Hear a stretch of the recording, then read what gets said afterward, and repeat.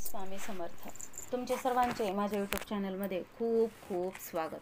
तुमच्या सर्वांच्या इच्छा मनोकामना पूर्ण होत हीच स्वामी महाराजांच्या चरणी प्रार्थना करते आणि आजच्या आपल्या एका नवीन व्हिडिओला सुरुवात करते. तर आजच्या व्हिडिओमध्ये आपण पाहणार आहोत तर ते म्हणजे होळीची कथा. तर बघा, हिरण्यकश्यपूचा मुलगा भक्त प्रल्हाद हा विष्णूंचा लाडका भक्त होता. हिरण्यकश्यपूने त्याचा छळ केला. प्रल्हादाने श्रीकृष्णाचे नाव घेऊ नये म्हणून हिरण्यकश्यपूने त्याला उंच कड्यावरून खाली टाकले. उकळत्या तेलाच्या कढईत टाकले तरीही भक्त प्रल्हादावर त्याचा काही एक परिणाम झाला नाही. तो तसाच्या तसा राहिला. शेवटी हिरण्यकश्यपूची बहीण म्हणाली, मला वर लाभल्यामुळे अग्नीपासून मला कोणतेच भय नाही. मी जळणार नाही. मी प्रल्हादाला घेऊन अग्नीत बसते. त्याप्रमाणे हिरण्यकश्यपूची बहीण हुंटा प्रल्हादाला मांडीवर घेऊन अग्नीत बसली. सभोवती गौऱ्या रचून पेटविले गेले, पण काय आश्चर्य, वर मिळालेली हुंटा अग्नीत जळून भस्म झाली, तर भक्त प्रल्हाद मात्र अग्नीतून सुखरूप बाहेर आला. जे वाईट होते ते जळून गेले, जे अस्सल होते ते तापून शुद्ध बनले. प्रल्हादाची जणू ही अग्निपरीक्षाच होती.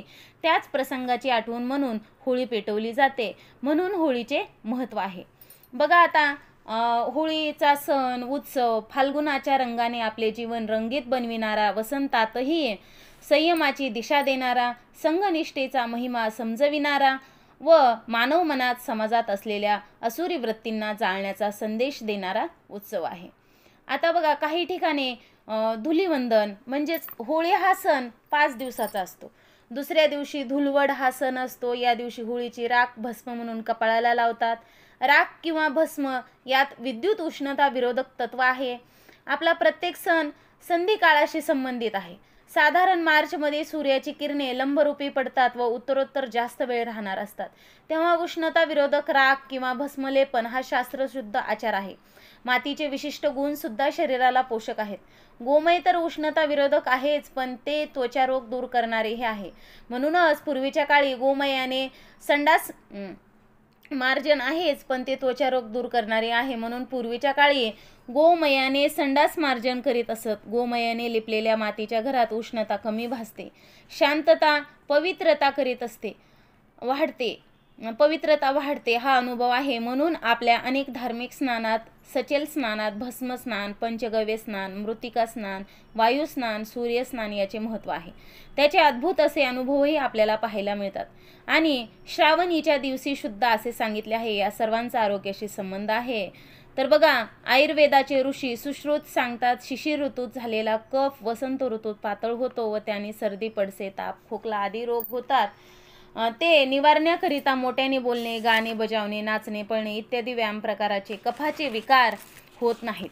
आता धुलिवंदनाच्या दिवशी धुळवड, राख फेकणे हा खेळ खेळतात, पण त्याचबरोबर होळीच्या धगीवर पाणी तापवून लहान मुलांना स्नान घालतात, म्हणजे त्यांना उन्हाळा बाधत नाही. यानंतर 5व्या दिवशी रंगपंचमी सण साजरा करतात. रंगपंचमी म्हणजे होळीचा 5वा दिवस. या दिवशी सर्वाशी वैमनस्य सोडून देऊन प्रसन्नतेचे रंग उधळायचे असतात. सृष्टीरूपी रंगमंचावर जीवनरूपी नाटकातील आपली भूमिका साकार करताना आपल्याला अनेक भावरंगांना सामोरे जावे लागते. सुख, समाधान, स्वास्थ्य, शांती यासोबतच दुःख, विषाद, उदासीनता, अशांती ही स्वाभाविकपणे आपल्या जीवनात आत्मप्रवासात येतात. परंतु खरे आत्मज्ञान प्राप्त झाल्यावर आपण त्याला न डगमगता दुःख व संकटाला सामोरं गेले पाहिजे. प्रत्येकाने परस्परांच्या सुखदुःखाच्या प्रसंगी सामील होऊन परस्पर सहकार्य व सामंजस्याने आपले जीवन व्यतीत करावे. होळीत रंग खेळण्याची प्रथा आहे. आपले शरीर 7 धातूचे व 7 रंगाचे बनले आहे. म्हणूनच इंद्रधनुष्य सर्वांना आनंददायी वाटतो. सर्व रंगाचे मिश्रण होळीत रंग खेळण्याने होते. पण रंग कोणते तर साग, पळस, शिंगाड्याच्या पिठापासून बनविलेला गुलाल, अबीर, चंदन अशा वस्तू सांगितल्या आहेत. पळस वृक्ष तर अत्यंत गुणकारी आहे.